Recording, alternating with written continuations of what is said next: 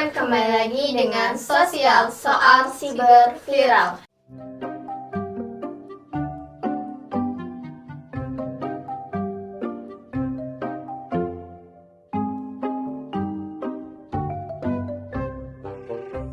Bersama aku di sini Nasila Ramadhani dan aku Yunita Afriani.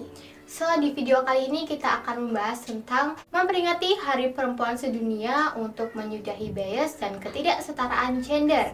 International Women's Day diperingati pada tanggal 8 Maret.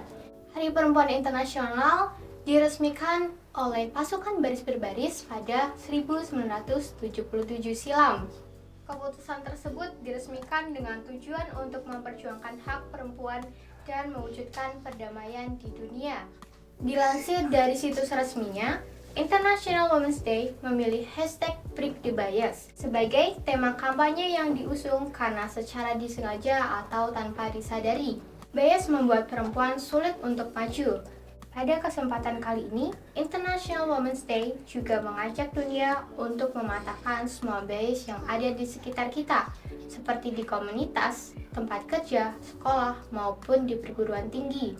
Dengan begini, kesetaraan terhadap perempuan dapat tercapai sehingga dunia menjadi lebih beragam, adil, inklusif, dan bebas dari bias, stereotip, bahkan diskriminasi.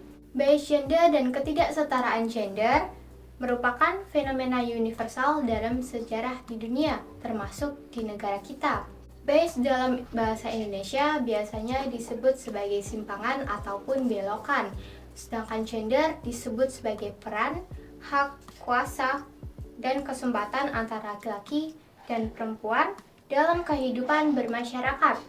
Jika kelamin bersifat alami, gender bersifat kultural. Hasil bentukan sosial dan budaya bisa sangat bersifat lokal dan berbeda-beda sesuai letak geografisnya, serta mempunyai sifat menyesuaikan dengan waktu. Sebab gender seseorang berbeda-beda di daerah tertentu, di waktu tertentu pula. Bias gender ini selanjutnya menciptakan ketidaksetaraan gender yang terjadi hampir di semua lini kehidupan dan institusi, di dalam rumah tangga, di dunia pendidikan, praktik jurnalisme, dan lain-lainnya. Kesetaraan gender itu bukan berarti laki-laki dan perempuan menjadi sama. Kesetaraan gender itu berarti semua orang dari semua gender memiliki hak, tanggung jawab, dan kesempatan yang sama.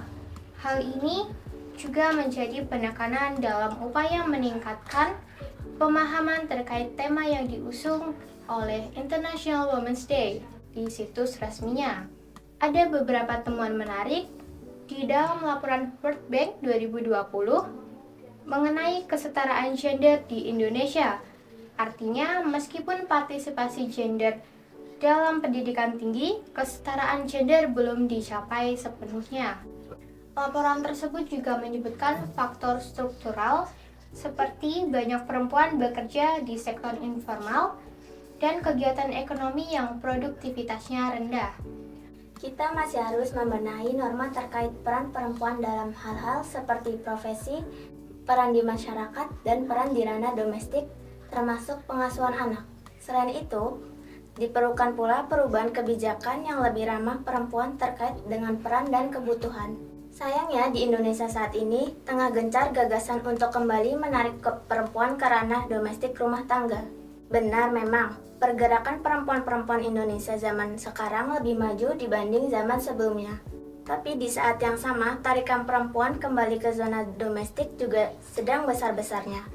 Kesalahpahaman tentang beda kodrat dan konstruksi gender ini bisa jadi sebuah senjata yang menyerang kebebasan perempuan.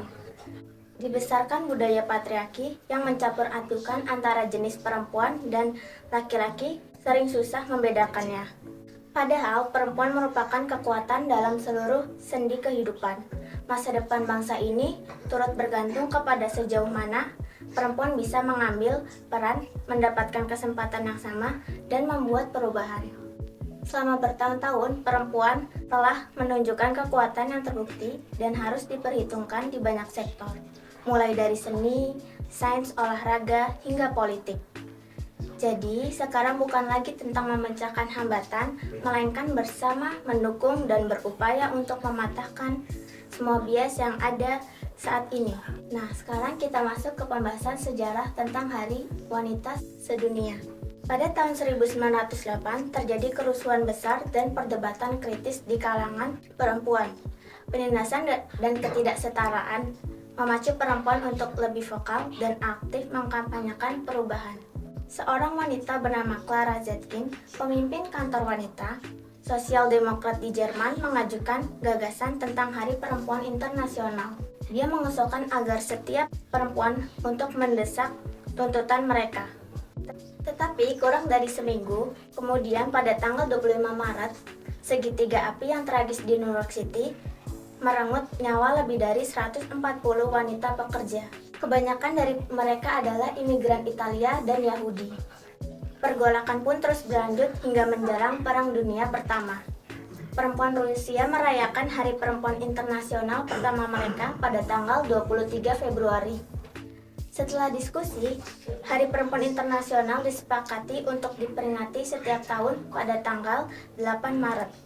Di era Perang Kedua, 8 Maret pun digunakan seluruh dunia untuk memperingati momentum advokasi kesetaraan gender. Jadi sekian pembahasan kita hari ini. Jangan lupa like, comment, subscribe, and share video ini. Dan tunggu konten-konten menarik lainnya. Thank you everyone and bye!